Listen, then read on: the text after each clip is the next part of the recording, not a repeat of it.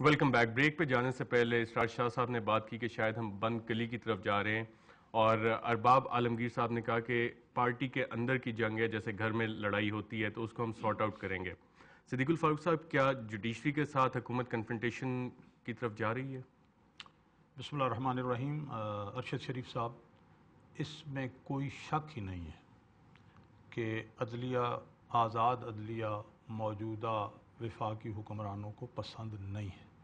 اسی لیے عدلیہ کی بحالی میں انہوں نے 1 سال لگایا اور جسٹس ڈوگر صاحب سے اپنے حق میں بہت سے فیصلے کروائے جو ان کے مخصوص مفادات کے مطابق تھے.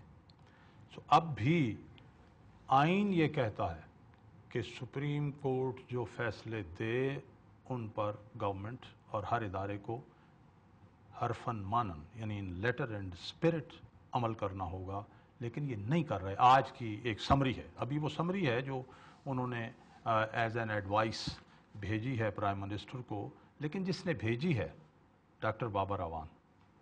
ایک تو ان کی اپنی ڈگری جعلی ہے ڈاکٹریٹ کی، دوسرا ان کی اپنی جو کرپشن ہے وہ سپریم کورٹ کی پروسیڈنگز کے درمیان آ گئی ہے ریکارڈ پر. تو ایک ایسا آدمی جو آنیسٹ نہ ہو، ڈگری لینے میں جعلی ڈگری بھی اس نے لے رکھی ہو، اور پھر اس کی موجودگی میں اور اس سارے عرصے میں 2 لا سیکٹریز بھی اسی بنیاد پر اور 2 اٹارنی جنرلز بھی اسی اختلاف پر کہ گورنمنٹ ٹھیک راستے پر نہیں جا رہی، وہ استعفیٰ دے چکے ہوں. تو یہ it is abundantly clear that present government, despite being elected government, despite being a representative government, is not willingly abiding by Supreme Court's judgments, اور ان کی کوشش یہ ہے جس حد تک ہو سکے اس کو دور کیا جائے. تو آج جو انہوں نے کیا ہے، اپنے آئین سے انحراف کیا ہے. آئین کی یعنی ان کو سمجھ بوجھ ہوں لگتا ہے نہیں ہے، یا پھر ایک خاص سوچ سمجھ سے وہ اس چیز کو یعنی فلاؤٹ کر رہے ہیں، اور یہ ٹھیک نہیں ہے. سیاستدانوں پر اسی وجہ سے انگلیاں اٹھتی ہیں. اگر بابا عالمگیر صاحب اتنی لمبی چارج شیٹ بتا رہے ہیں صدیق الفاروق صاحب. دیکھیں، یہ صدیق الفاروق صاحب کی میں بہت عزت کرتا ہوں، یہ ان کی ویوز ہیں.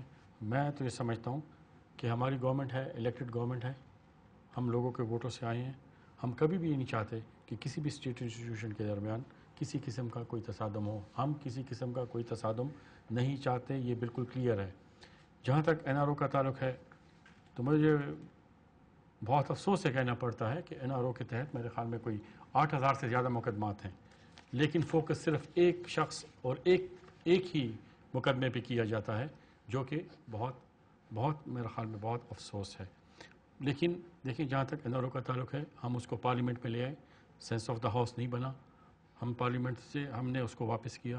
ہم نے اس کو کورٹ میں کنٹیسٹ نہیں کیا، اور جو عدالت کے فیصلے ہیں ہم ان کو ہر طرح سے امپلیمنٹ کرنے اور ماننے کے لیے تیار ہیں. ہم تیار ہیں. ڈاکٹر زبیر خان صاحب، جو باتیں ابھی تک ہوئیں، یہ گڈ گورننس کو ریپرزینٹ کرتی ہیں؟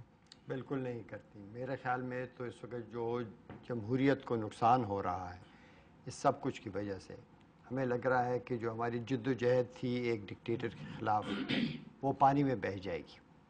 یہ یاد رکھیے کہ پاکستان نے ایک بہت زبردست مثال قائم کی تھی کہ ہم نے ایک ایسے ڈکٹیٹر کو جو ویسٹ کا منظور نظر تھا، اس کو ہم نے بغیر کسی ایک گولی فائر کیے ہوئے، وداؤٹ وائلنس، اس کو قانون اور آئین کے نقطہ نظر سے اس پر دباؤ ڈال کر اس کو نکالا. مجھے بڑا افسوس سے کہنا پڑتا ہے کہ ہماری سب سے جو بڑی پارٹیاں ہیں، ان تمام کی لیڈران صاحبان باہر ملکوں میں اس دوران بیٹھے ہوئے تھے، اور مختلف قسم کے انہوں نے ایگریمنٹس کی ایسے ڈکٹیٹر کے ساتھ، کچھ نے جاتے ہوئے، کچھ نے آتے ہوئے. اور اب وہ یہ دکھا رہے ہیں کہ جمہوریت کی جو سب سے بنیادی چیز ہے وہ ہے آزاد عدلیہ اور اس کی جو بالادستی. یہاں پر ہم یہ دکھا رہے ہیں کہ ہمارے جو صدر ہیں یا پرائم منسٹر ہیں یا کوئی بھی ہیں، چاہے لا منسٹر ہے، وہ سپریم کورٹ سے بالادست ہے. اب یہ اس سے ہوگا یہ کہ لوگ کہیں گے کہ نظام کو تبدیل کرو. یہ باتیں تو آ رہی ہیں، باتیں ہو رہی ہیں. دیکھیے، جمہوریت تب برقرار رہے گی کہ اگر اس میں سیلف کریکٹنگ میکنزم ہو. اس میں جب خراب انڈے آئیں تو وہ خود بخود باہر پھینک دیے جائیں. یہ پاکستان کی تاریخ میں پہلی دفعہ ہوا ہے. خراب گندے انڈوں کا نام لیں گے آپ؟ نہیں, یہ میرا کام نہیں ہے, یہ عدلیہ بتائے ہمیں. دیکھیے نا, یہ میرا کام نہیں ہے. میں تو اس وقت تو ایلیگیشنز ہیں, لیکن ان ایلیگیشنز کا سامنا ہر ایک کو کرنا پڑے گا عدالت میں. میں کہتا ہوں یہ اس بات کے اوپر بھی آپ غور کریں کہ پاکستان کی تاریخ میں پہلی دفعہ ہوا ہے کہ ہمارے پاس ایک ایسی عدلیہ آئی جو حکومتی طاقت کا مقابلہ کرنے کو تیار ہے. ہمیں اللہ کا شکر کرنا چاہیے. تو اب چاہیے کہ اس کو ہم چلنے دیں. اور ان جمہوری قوتوں کو میں کہوں گا کہ آپ انفرادی مفاد کے خاطر اور ایک شخص یا دوسری شخص کی خاطر پورے جمہوری یہ جو ہمارا اس وقت ایکسپیریمنٹ ہے اس کو مت تباہ کریں. اس لیے کہ دیکھیے جمہوریت بذات خود کو تباہ نہ کریں. اس پہ ڈاکٹر صاحب بات کرتے ہیں. آسیہ ریاض صاحبہ, ایک الزام جو پلڈٹ پہ لگا اس رپورٹ کے آنے کے بعد جو آپ نے ایسٹس کے بارے میں دی کہ تقریباً 3 گنا بڑھ گئے. 3 گنا سے مراد 300% اضافہ. جی دیکھیے جی 3 times 3 times translates into 300%. جی نہیں, I don't think it's 300%. It's 3 folds. میں جی اس کا دیکھیے 300% اضافہ. وہ دیکھیے ایسا ہے کہ وہ اس میرا سوال اس سے آگے ہے. وہ تو آپ نے ایکسپٹ کیا کہ چلیں 300% اضافہ ہوا, جس پہ کہ مزید ڈیبیٹ بھی ہوگی آگے.